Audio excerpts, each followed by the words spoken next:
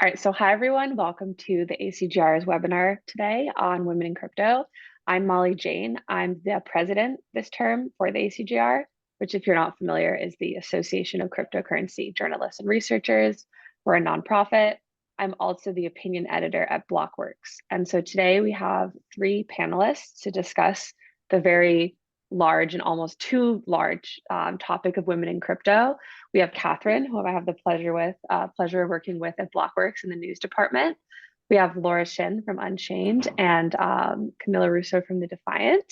So first of all, thank you all for coming. And if you guys could just maybe give a little bit more of an intro than I just did for each of yourselves in turn. Who wants to go first? I can go first. Great. As Molly Jane said, I'm the news editor over at Blockworks, and let's see where to start.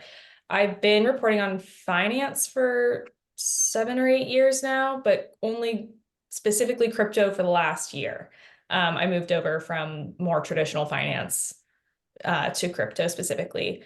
Yeah, I think that's a good place to start. Definitely. All right.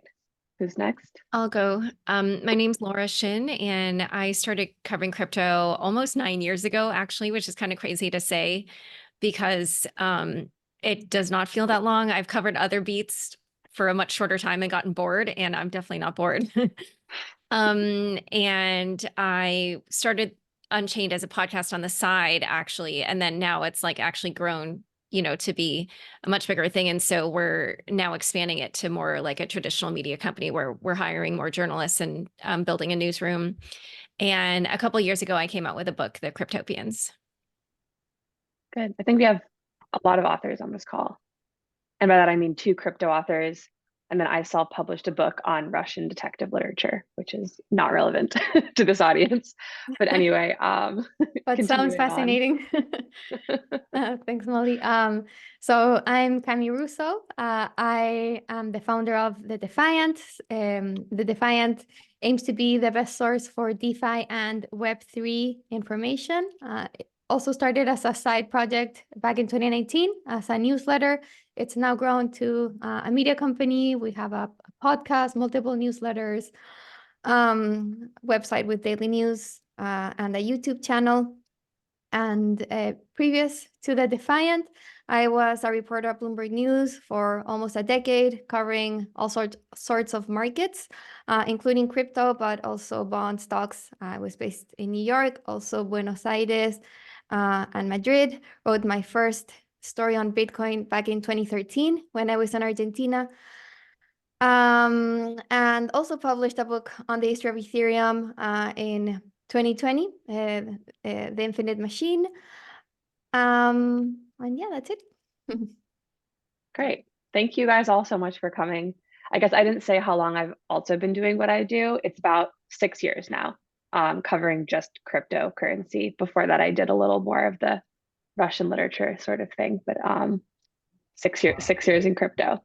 So the first question is going to be for Laura, but it's also for everyone, just because of the really unfortunate timing of some sort of anti-women in crypto events that happened yesterday. I don't want to start off on a bad note, but it has been interesting. Joyce,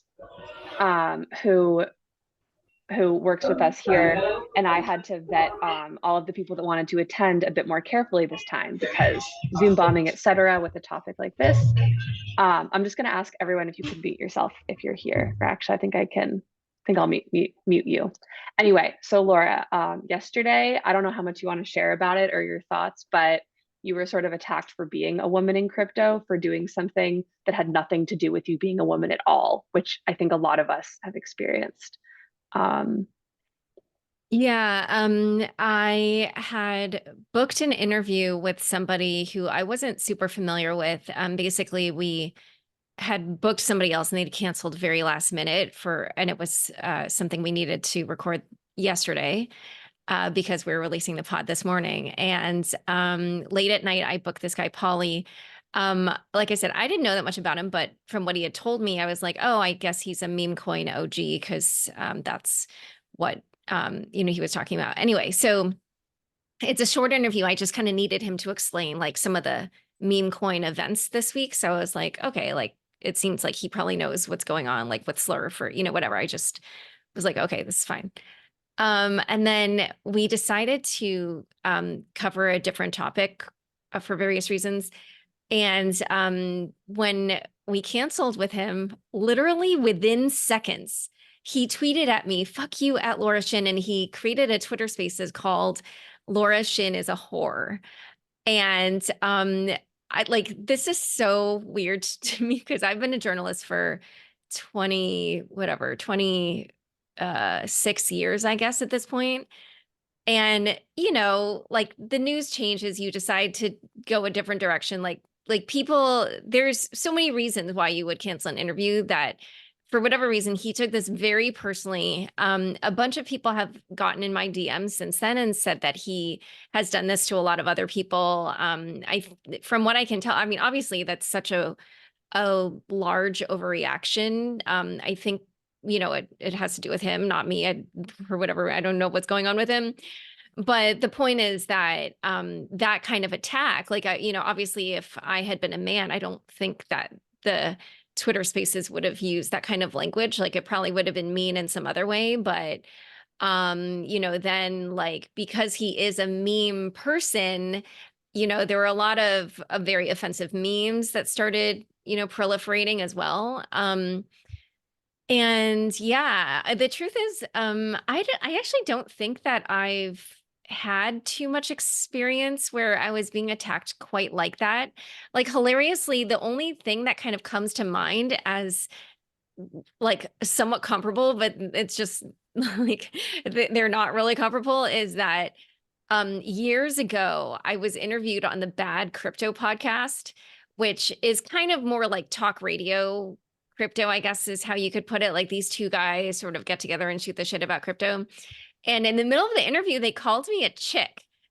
I remember being like, and then saying something like, "Oh, I don't think anybody's ever called me a chick before in my entire life." And and it was just like a weird thing because again, it was sort of this thing where, I had done work where I had earned a certain reputation, and then it felt like I was only being pegged as just like a chick in crypto, which kind of didn't really fit. I felt, my reputation anyway. So it was, and obviously what Polly did was like completely way more off the deep end. But, I think it's just part of that larger trend that we see of women on the internet where they're going about doing their thing and they're just human beings doing their jobs or whatever they're doing. And even if somebody takes offense or gets upset or whatever, which is fine, like people have the right to have their own reaction, but then to react in a way where you are hitting back at that person because of their gender, that doesn't happen to men. So yeah, I basically feel like I don't think my story is really that different from any other woman who's experienced it. And I just have to be very grateful that it really hadn't happened to me before up until yesterday, unless I'm forgetting certain things. I've had other like things where there were basically mansplaining type moments toward me where I just knew, okay, you definitely wouldn't be saying that if I weren't a woman, like that kind of situation. But it was nothing where that for them was like more subconscious, where they didn't realize that they were assuming certain things about me because I was a woman or, whatever. So that's like more subtle, but it's definitely, if you're a woman, you definitely know what I'm talking about. But yeah, this was the first time where that kind of attack that I had was the more general type of thing that you see on the internet. Well, I think that it's something that happens in crypto, but as you said, it sort of happens everywhere. It just happened that in this case, it was crypto. I remember I once said on a podcast that Shiba Inu resembled a Ponzi scheme in some ways. And I got a lot of hate messages that one of them said, "How dare you call yourself a woman in crypto for saying something like that?" as if womanhood was linked with believing in the future of Shiba Inu.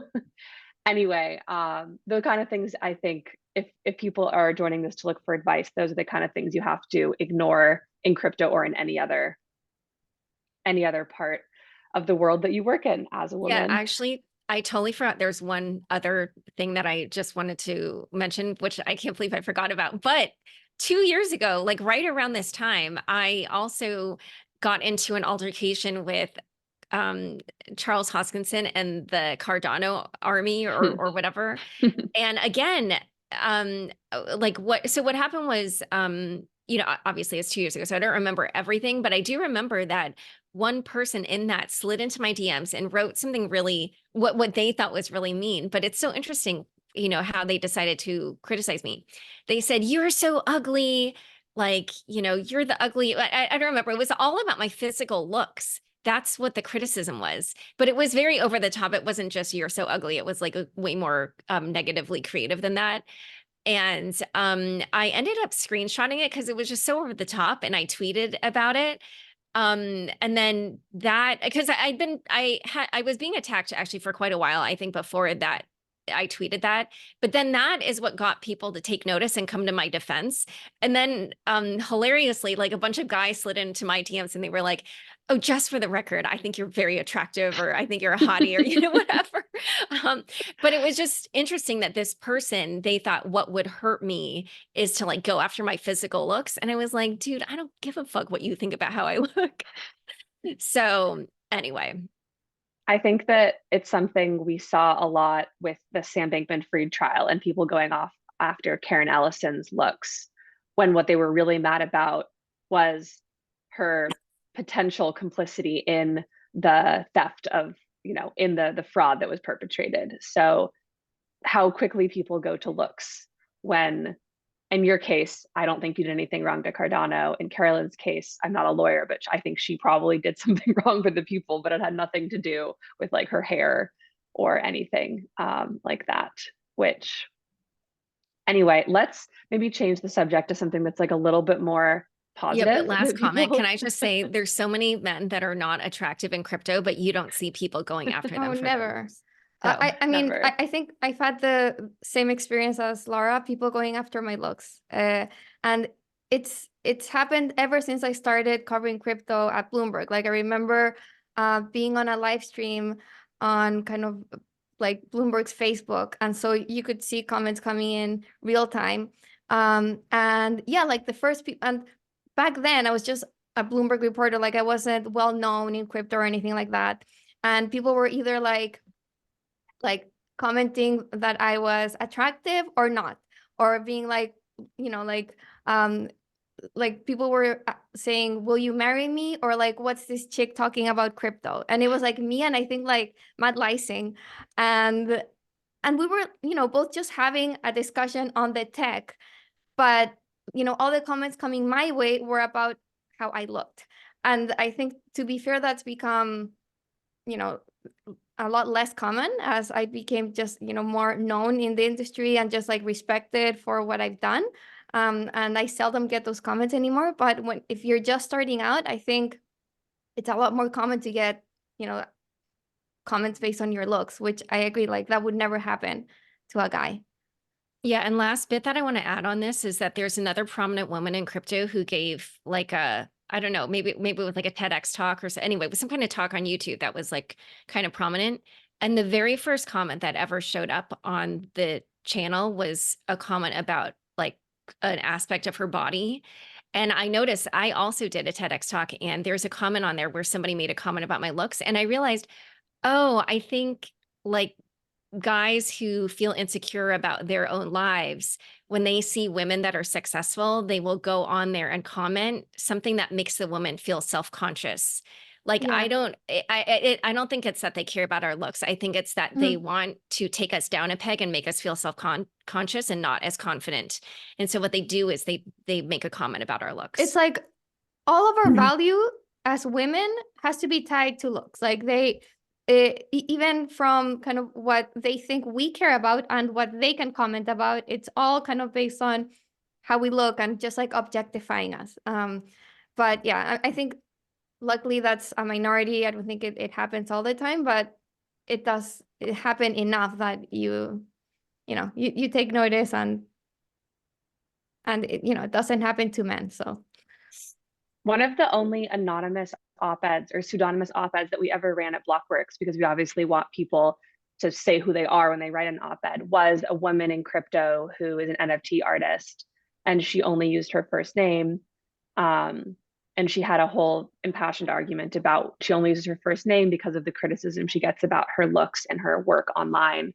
And so she just feels safer that way. And so I felt, who am I to insist on a last name on an article that has nothing to do about women in crypto? Actually, it was about fees on NFT marketplaces. But for women that are watching this, crypto does have that pseudonymous aspect that a lot of other industries don't, where that is more acceptable. So I think it's definitely an interesting way to go if it's something that you feel strongly about, protecting that personal side of yourself. So I'll also add that from the journalism realm of things, it's become more and more important, especially in a place like crypto, to build your own brand. And unfortunately, that means letting people in to a certain extent and letting your audience in to a certain extent. And that's when they really feel like they can objectify you for the reasons that we've already discussed. And, I wish that there was more of like an action item there. It's just kind of like you have to grow a little bit of thick skin at times, because there are going to be articles that you put out, there are going to be podcasts that you put out that men or just people in general don't agree with. And the first thing that they'll go to is your looks or your voice, or, you're a woman, you shouldn't be talking about this kind of thing. Like, what's your background?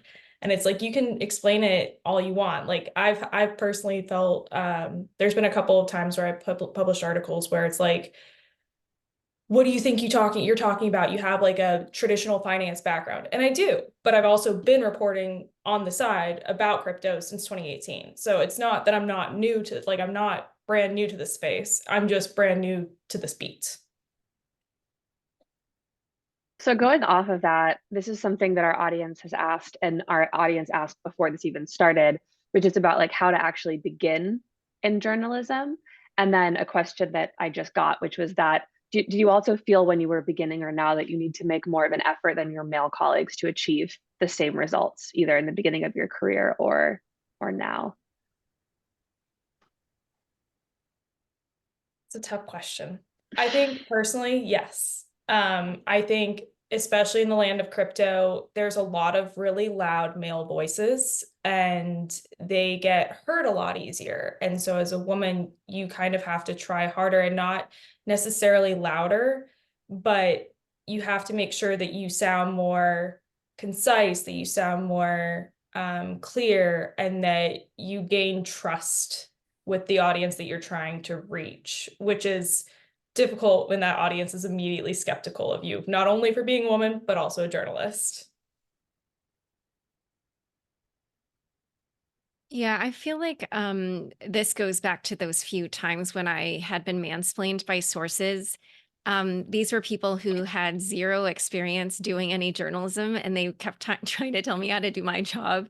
And, at the time, for both of them, probably I had like 17 years of experience as a journalist, or 20, and I just kind of had to be like, I know what I'm doing. And for one of them, he kept insisting that I show him the article before I publish it.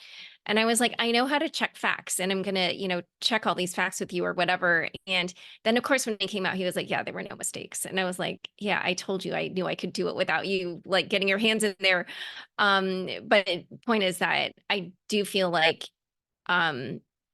if I had been a man, I don't think they would have questioned that I knew what I was doing.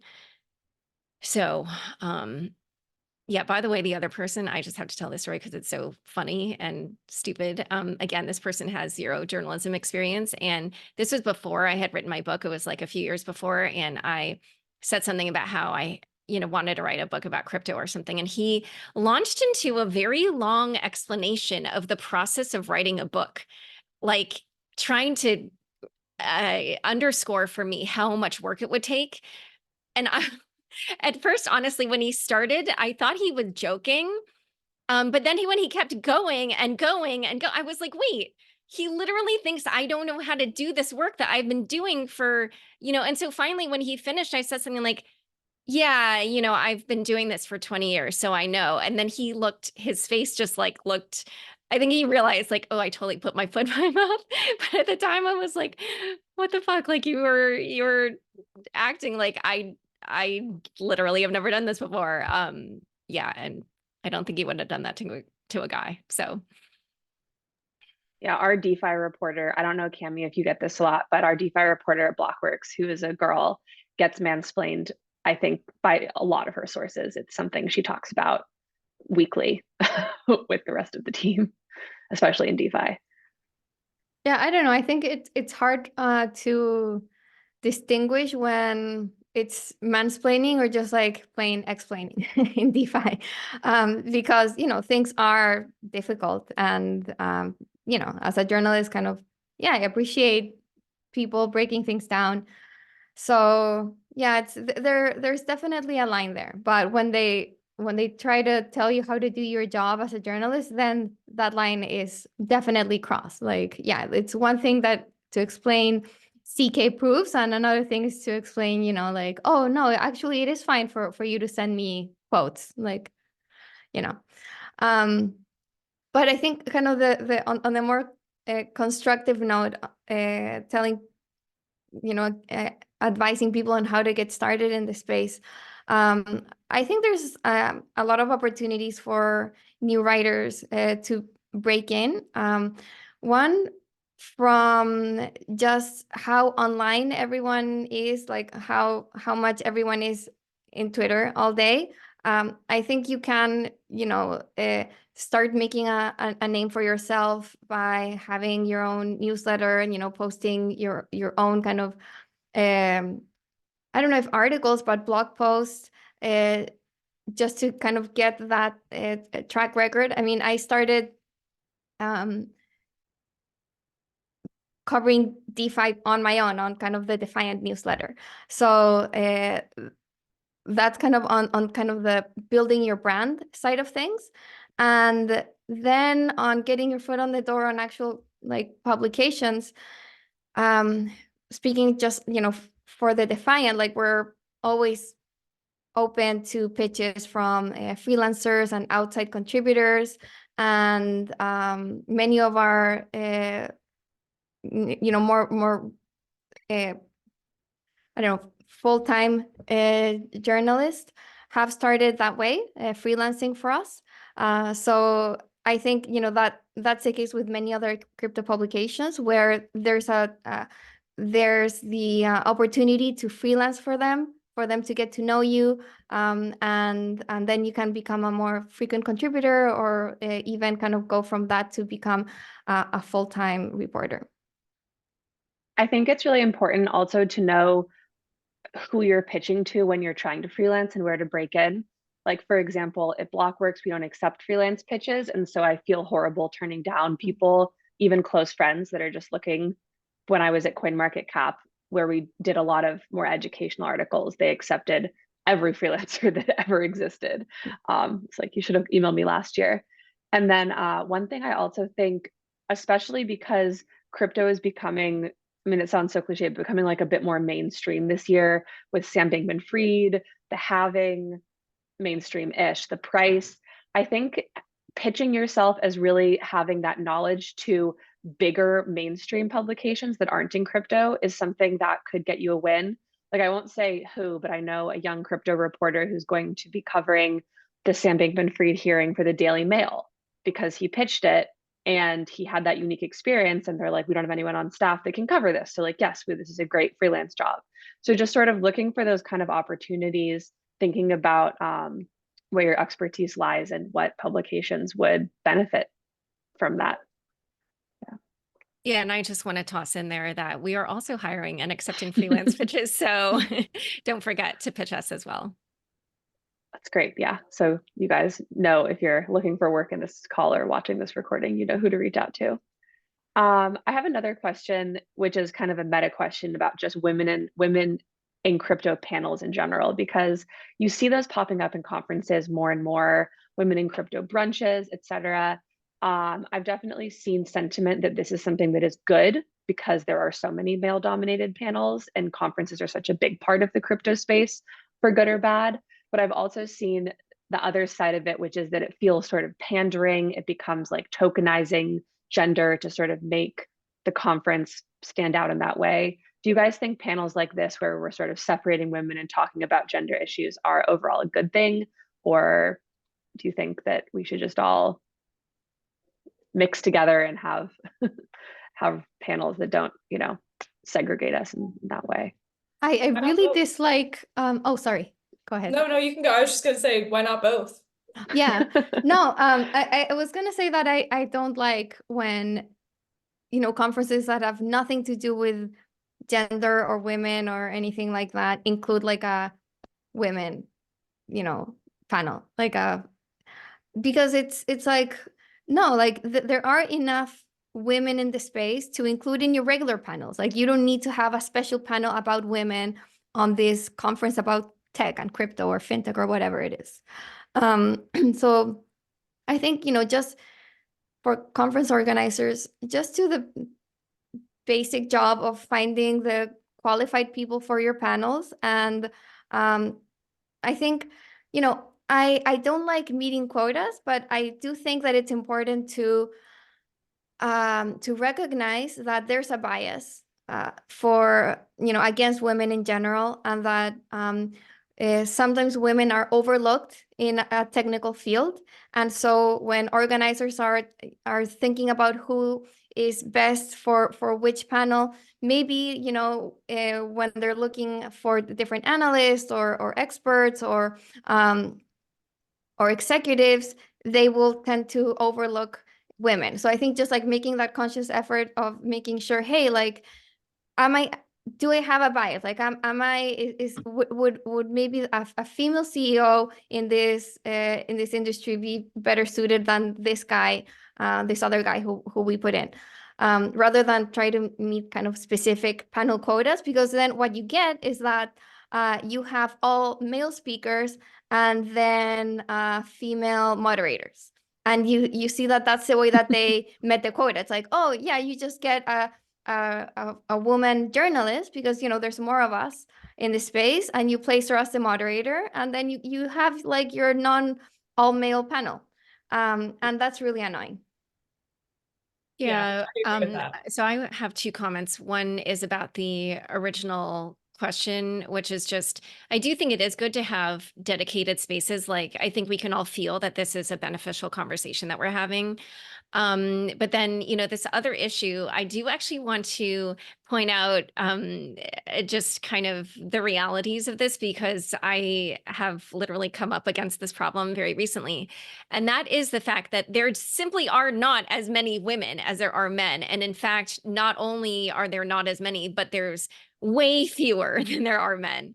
This is just a fact. And it is really challenging to deal with. Like when we, for at least the podcast, we know the gender of all the different guests, and it's like color coded for me, so I can very quickly see like I have the male ones noted as blue, and then the female ones noted as like pink, and it's very quickly, when you take a quick glance, like there's just so many more men. And this is like with us trying to consciously have more women, like just looking at it visually. But the fact of the matter is, so obviously, some portion of the shows are more just around news events.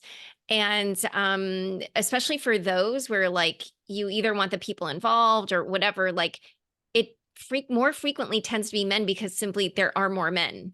And then the other thing is like recent. So we just teased this morning in our podcast, we're about to launch a new show, and it's one of those discussion formats where we have 4 people, and we asked 4 guys and we asked 3 women. All 3 women said no, and all 4 men said yes. And the good thing is all the 3 women said, I'd love to come on as a regular guest. So we're thinking like we'll have at least these 3 people like regularly, but it's like the list, even when we drew up the list that we had for the women was just so much smaller. There just weren't as many.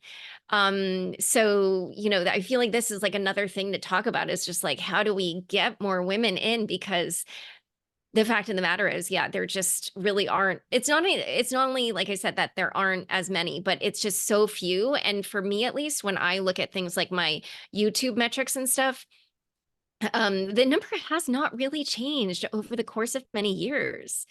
And it's confusing to me, you know, like if I just think generally about people who I know who are interested in technology and also money, amongst like my friends, I don't think my women friends are less interested in money or tech. You know what I mean?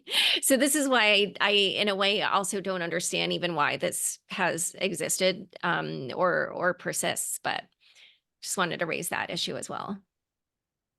I think it's like, if you're going to a conference and the panel is something where we know that there's a woman that could speak on it, then I think it's on the organizers to ensure that that woman is on that panel. Like, I think there's a certain part where it's on other people in the crypto space to be very aware of where the woman exists. And I think that that goes to Cammie's point earlier too. And I also agree with Laura that we should have these spaces, like we should have the ladies brunches kind of thing, and to be able to meet these women in crypto in a space that's like designated as like a more safe space for us. As for like women in crypto panels, if there's a purpose for it, I'm all for it. Like, I love seeing multiple women on stage, especially in crypto when we don't get that.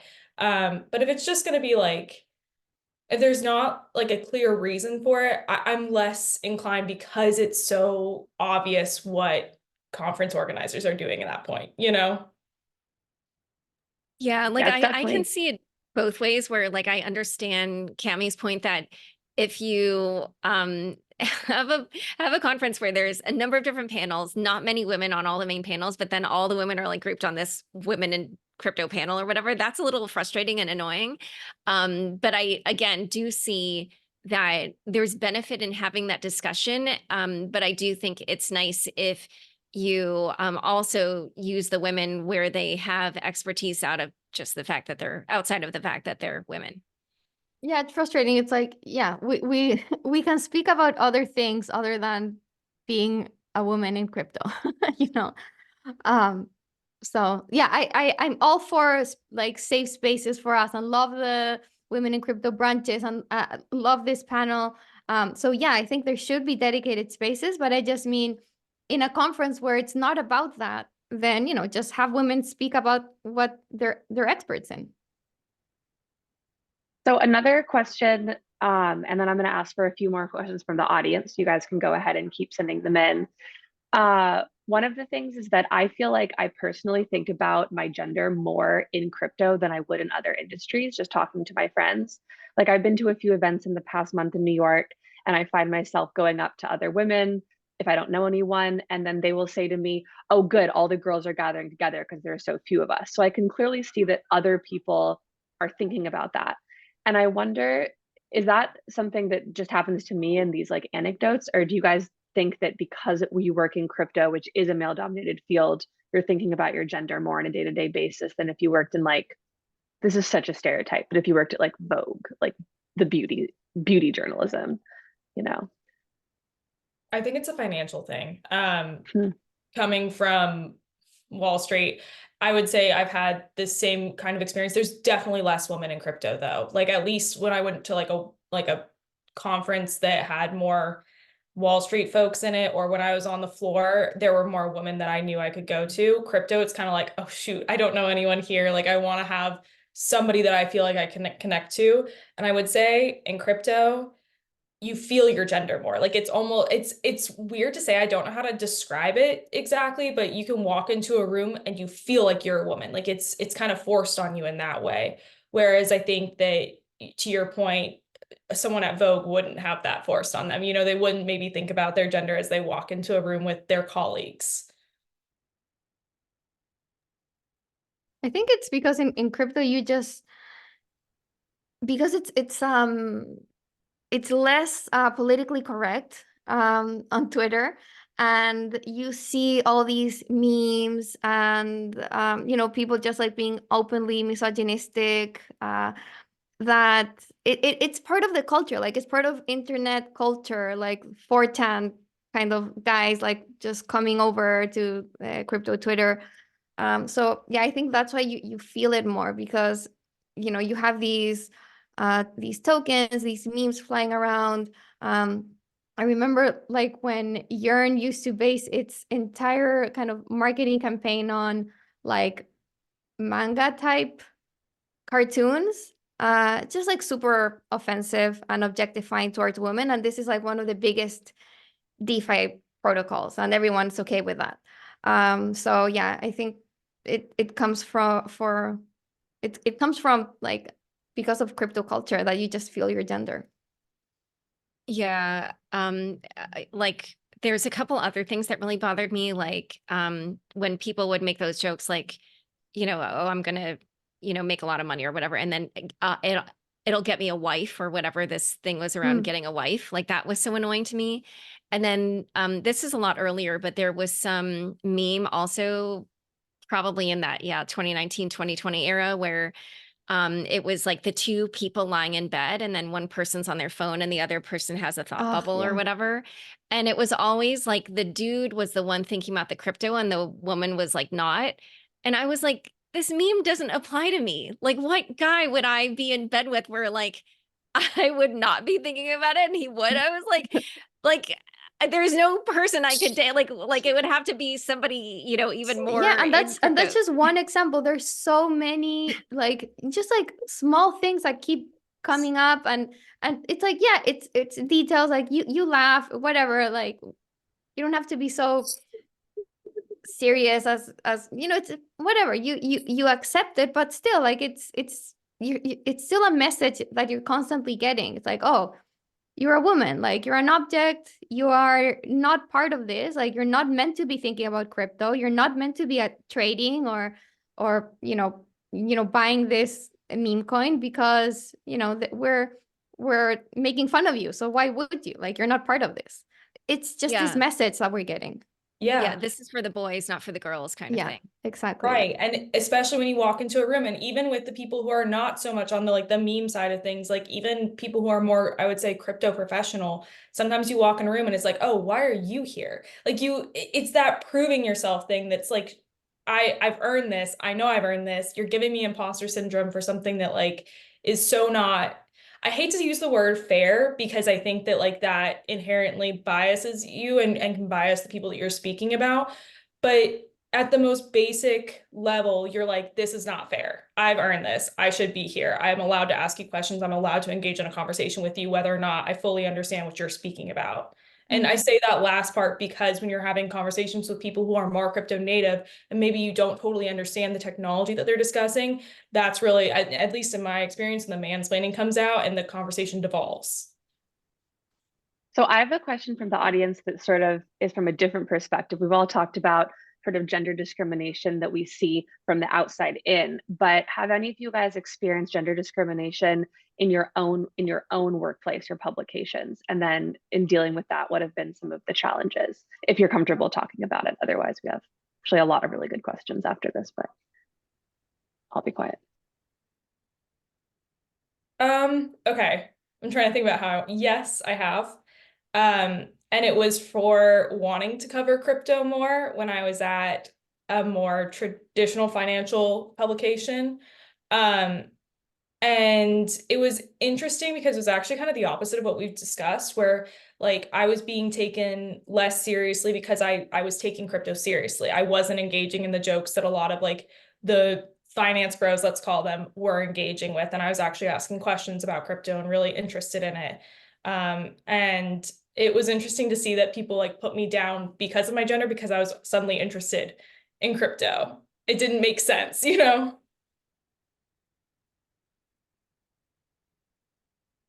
Yeah, I'm trying to think if there was anything at Forbes. I do remember, this is not within Forbes, but I do remember that one of my colleagues said something like, oh, whenever I mention the Forbes crypto reporter, people always assume I'm talking about a guy.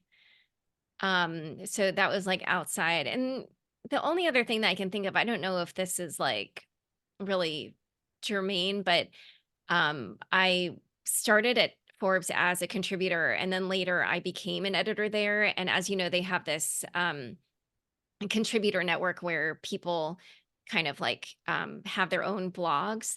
And some person who was one of these contributors had published some very problematic thing on, like, let's say it was Bitcoin, or I don't remember what it was. It was just something where like they got so many facts wrong. And I remember I like ended up having an argument a little bit with my editors, and I was I think I felt afterward like, wait, I've been covering this, for how long now? And they're kind of like pitting me against this person who barely knows anything. And I have to like prove that I know what I'm talking about. I don't remember all the details around that, but I think I kind of felt like, wait, why did I have to spend all this time defending my position on this? But I love my Forbes editor, so I don't want anybody to take that as criticism of them, because they were amazing and they were, yeah, just a dream generally. Well, here's another question that's getting some thumbs up in the chat, which is, this is advice for women in marketing and business of media, which I guess we're all kind of in business of media and less on marketing. Although I did do marketing at CoinMarketCap and I didn't love it, but that's a different story. So this person writes she senses that projects bring you on board sometimes more like eye candy for BD and marketing roles and downgrade your business acumen. I will say, I actually have an interesting perspective on this, so I'm gonna high hosey this and go first. At CoinMarketCap, we definitely, not me, but the company specifically set out to look for a woman in eye candy role to be more public for our marketing, for our YouTube channel, for our podcasts. And the women that, auditioned, I loved them. I loved what they were doing because they wanted to work for a big company and they were sort of taking something that could be not discriminatory, but would cause it's something that would put them really in the public eye. And they were like, I'm going to use my sexuality to get this great job with a great paycheck at a big company. And this is what I want to do. And the people that we had that did that role, I just thought, if that's what you want to do, like, you're really killing it because you're very self-aware and this is what you want. So I think that from that perspective, people that choose to do that in crypto, just sort of be like the Bitcoin bikini girls, I kind of love what they're doing in some way. I know that it's problematic in other ways, but for the most part, the ones that I know personally that have sort of decided to become that kind of crypto girl, I say more power to them. But wait, I have a question. Was it was the job listing? No, the job listing externally was not that. But so how did the applicants know that that's what they want? Like, how did that happen if they weren't explicit about what they were looking for? I mean, the thing is, we did get male people too, and we did actually, from what I understand, that team did choose the sort of more traditionally attractive looking male people to be the role of a YouTube personality. I think it was more just the idea that the job advertisement was for a public facing figure, that we got people that had their looks be like a part of their portfolio. But we didn't put on the job hot people only. And again, this was not my team. This is something I observed from a separate team and watched. Okay, no wonder, because I was a little bit like, I don't think you're allowed to do that. No, but CMC did a lot of interesting things, but they didn't do this. They didn't do that. Yeah. I mean, obviously I can't speak from like a marketing perspective, but I can say that this goes back to what I said at the beginning, which is like, in the world of media, whether that's PR, whether that's journalism, whether that's marketing, nowadays building your brand is important. And for a woman, like, you can kind of choose the path that you want to take on that. I used to do a lot of video work and I was in front of a camera every day. And there was parts of that where it was like, okay, I know exactly what I'm doing. I'm coming off as the woman who, has to play a certain role in a discussion. And, we can discuss whether that's problematic. It's such a nuanced discussion. And it's hard to have unless you're in like the right room with the right people who are willing to hear all sides of it. But I do think that the unfortunate scenario and the unfortunate reality of this is that you get to decide whether or not that is something you want to include. And you know what? If it is something you want to include, go for it. Like, just know what you're opening up a little bit of a door there. And again, it goes to like, you're allowing people into that brand and you have to decide how far you want to push that. But if that's your choice, that's your choice. I will say it can be harmful. One of the girls did end up resigning because of the hate she was getting about her appearance and just her knowledge of crypto. So Right. it's yeah, Wait. you have to know. Catherine, I didn't actually even understand what you meant. If you're saying that your job wasn't to be that eye candy, but to be the woman talking about it, like, what does that mean? I don't know if I even know what that means. So, okay. So there would be certain discussions that I have to have on camera where I had to come off as a little bit, maybe not as, so the person I was on camera with was Jim Cramer. I think that makes it a lot clearer. These videos are all very public. You can go back and find them, but there are certain discussions that I have to have, especially early on when we were discussing crypto, for example, where I had to either come from a smarter perspective in order to open up the discussion or come from like a not as knowledgeable perspective and maybe ask a more basic question and not have a full discussion. Does that make sense? Like, you just come off as you don't know as much as you actually do know for the sake of the camera. I mean, I guess I feel like as journalists, we do that all the time because we like in an interview setting where you ask a question and you already know the answer to it, but your job is to ask the question. So, and I don't even know if that reflects on like what you know. It's like, even if you know it, your point, like your job is to elicit the response so the audience gets it. So I don't know if it has any reflection on quote unquote your knowledge or your ability to understand, at least in my opinion. I feel like I ask quote unquote stupid questions all the time for the explicit purpose of just getting them to give that answer so the audience can hear it. Yeah. Well, I think so the scenarios that I'm talking about are not as much like, I understand what you're saying. And I agree, like in an interview scenario, but this is like a co-host speaking to a co-host scenario. So you're trying to make that discussion happen by not seeming as knowledgeable, if that makes sense. Oh, okay. So you're putting your co-host and the guest sort of, yeah. Okay. Yeah. But they would always make you do it and not him. Like you could never be the one that would give the information. Right. And is it just because he's the bigger name? Or do you Yeah, think it's it's because he's partially the that. guy? What? Or do you think it's because he was a man? I think it was a mixture of both. Okay. Yeah, that's hard. It's hard to, make a call on that because you're right. He is the bigger name. But it is true that since you're younger, you could have been the expert of like, I'm a more crypto native person. Let me explain it to you, the boomer, so they could have played it both ways. I don't know. But anyway, yeah, I don't have a definitive opinion on that. Yeah, it's nuanced. I mean, it's an extremely nuanced discussion. Yeah, I don't know. Going back to the like women as eye candy and whether to leverage that or not. Of course, like everyone has the freedom to do whatever, and if you can get a good job that way, great. But I don't know. I just think it's unfortunate that that opportunity is there. That if there are companies that are hiring women because of their looks, like I don't think that should be happening. It just like furthers this stereotype that we're saying is so hurtful, like these memes that keep coming up about like objectifying women and so on. So obviously I wouldn't judge anyone doing this, but I just think it's unfortunate that it can happen. Yeah, I definitely remember doing an interview at a cryptocurrency nightclub in Las Vegas, and there were men that owned the cryptocurrency nightclub and ran it, but they wanted the women to be interviewed because they wanted their face to be associated with these women. And so I'm asking them questions, and they didn't know what cryptocurrency was. They just were smiling and nodding. It's a very bizarre interview. It's somewhere on the Cointelegraph YouTube channel. They have like mermaid colored hair down to their feet, and they're just like, yeah, we love crypto nightclubs. And I said, oh, so do you know what cryptocurrency is? And they're no. That's so weird. Very bizarre. Anyway, so since we only have a few minutes left, I think I was just going to ask one more question, because we've talked a lot about all the different roles and all the different sort of issues that women can encounter in crypto and journalism and also in life. So do you guys have any sort of last advice for young women, old women, any age women that are looking to enter crypto, things you wish that you had known, either because of your gender or just because of your job out there.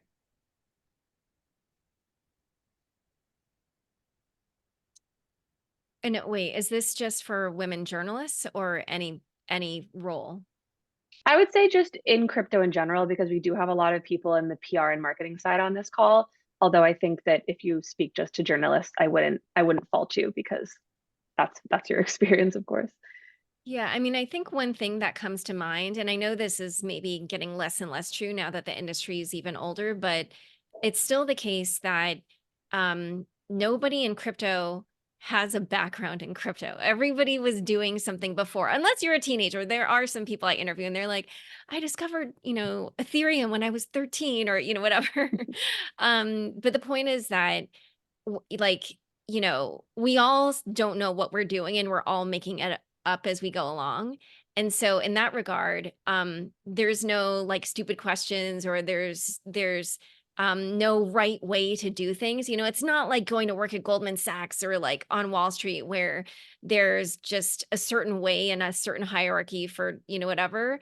Of course, crypto is starting to get some of those things, but like the industry is changing so much every day, from year to year, month to month, even week to week. And so I just feel like, there are things that I used to do that just don't make sense to do anymore, right? And certain stories that like you might cover before that doesn't make sense to cover now. And I feel like you can get in crypto, right? Like Forecaster is actually a perfect example of this. That started, I forget, like a year ago or something. And then it finally had its moment in the sun. But that woman, Ted, she really rode that wave. And like now she has, however many followers on Farcaster, and she's organized this conference. Like there's so many new and nascent things that are starting. And so you can just throw yourself into something, like just get involved. Don't feel like, oh, am I doing it right? Because there is no quote unquote right. It's all just being made up as we go along. And you don't have like if I also even just think about the people who are getting in on this meme coin frenzy, I bet most of them could not explain Bitcoin and Ethereum to you. And some of these people are, probably making a ton of money on meme coins. So I would just, don't be self-conscious. Don't be nervous. If you make a mistake, learn your lesson, move on. Like, life is too short to dwell on things. And like right now, I just feel like the whole industry is this sort of like wide open space. And there's so much opportunity to build new things that could become really big in like 10 years. And in a way, like, I'm not going to lie, I do feel like I benefited from the fact that my podcast started so early, right? In 2016, when I started, nobody cared about Bitcoin and crypto. Like I did that first season, Forbes dropped the podcast, and then I was like literally begging people to sponsor it. And now it's like a thing, right? And there are other pockets in crypto, or in many, many of these other pockets in crypto, where it's new and you can get in on the ground floor and it could be like huge in a year or 2 years or even a few months. Like look at Binance. They became the #1 exchange within 5 months and they have held that position ever since. So don't be afraid, go for it. And yeah, don't be self-conscious. And I'd add, like, find the woman in your circles that you feel that you can rely on and trust, and build those relationships with them. Like really, it doesn't necessarily even have to be a woman, but find a mentor too. Like those in crypto, because it's so new, it's so important to have somebody who can kind of help you along and guide you. And I think like for me personally, I really appreciate all the girls at Blockworks. Like we have a group chat. It's so nice to feel that I have this, like, I've got this group that I can rely on and they can rely on me if we need to. You need to find that in a place where it's kind of hard to find that group. Does that make sense?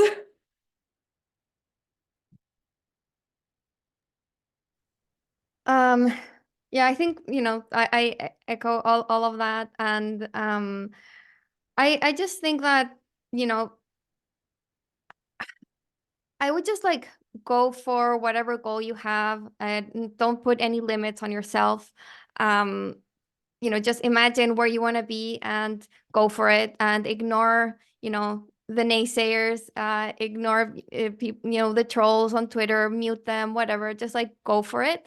I think you'll have to just develop a bit of a thick skin in crypto because that's the way it is. I mean, personally, what works for me is to like not even acknowledge them, not even fight them, just like go for whatever it is that you want, and you will find mentors, people on the way who will help you. I think the majority of the space is nice. Like I think we've been talking about our negative experiences here, but I'd say that's definitely just the smaller part of this community and the space. So if you want to, dream big and go for whatever, then you will be able to. And just, go for it and reach out if you need any help, especially, women in this space. I found that we take care of each other. Yeah, and on that point, I just have to thank you, Cami, for supporting me yesterday in the Polly incident. Of course. She tweeted something, kind of snapping back at him after he was attacking me. And I'm sure you got all the trolls, like he has some bot army or something. And, I've been having to spend time blocking them. You probably have too. And like, it just means so much to see, actually I was going to say that earlier. I had that thought and then I forgot to mention it, but just generally when that all happened, like a lot of, people came out publicly and supported me, which was really nice. And I feel like, once you actually get involved in the community, even though there are those elements that are negative and, are sexist or misogynistic or whatever, there's a lot of really great, nice people. And so, I feel like just what Catherine was saying about like finding kind of people that you can rely on, like Camila did that for me yesterday. Like she's a prime example of somebody who will do that for you. So yeah, it really means a lot. And I just want you to know that there's so many good people in crypto, so you shouldn't be afraid. That's a really good note to end on. Yeah, we did have a lot of negative sort of anecdotes today, but overall, I'm seeing the and not just from women yesterday. I loved how in the ACJR chat, Paul, Dylan, Ennis posted about it, asking everyone to report, and then saying, I'm going to delete my messages after people report because I don't want any evidence of this left in the chat. It just was people do have your back in crypto, regardless of their gender or your gender. All right, I'm going to end up here. The one thing I'll say, I saw Cami posted in the chat, a few people are asking what the best contact to reach out to you guys is to ask maybe further questions or say something, I'm assuming positive. If you want to find me, my email's in my bio on Twitter, which is at Molly Jane Z or at Molly Jane Zuckerman. And then I'll do my final ACJR spiel. Actually, no, hold on. First, Catherine and Laura, how can people reach you? Because Cami has responded already. I just sent my great. contact. You can check the chat. I actually accidentally sent a direct message to somebody of my email address, and I meant to send a group. How do I do this? Okay, sorry. I'm putting my email address right now. But yeah, on Twitter and Telegram, it's at Laura Shin. Great. I do think if anyone has any further questions, all of us would be happy to continue the conversation. And I'll just now thank all of my panelists so much. This is one of the most fruitful, I think, webinars we've had so far at the ACJR. So I really appreciate you coming. It's unfortunate that Laura's incident yesterday is what I think sparked a lot of the camaraderie on this call, but sometimes, there's a silver lining to everything. I'll just now say my ACJR spiel, which is that if you guys are not already a member, it's $25 a year for journalists, I think $75 for marketing professionals. We have a public Telegram, a private Telegram. We have meetups, bars with open tabs, etc., for people that are our members. So if that's something you're interested in the future, you can reach out to me or Joyce, who is in the ACJR Telegram chat all the time. And that's all. Thank you guys again so much for coming. Thanks, everyone. Thank you. Great. Thank you. Super fun. Thank you. Bye. Bye.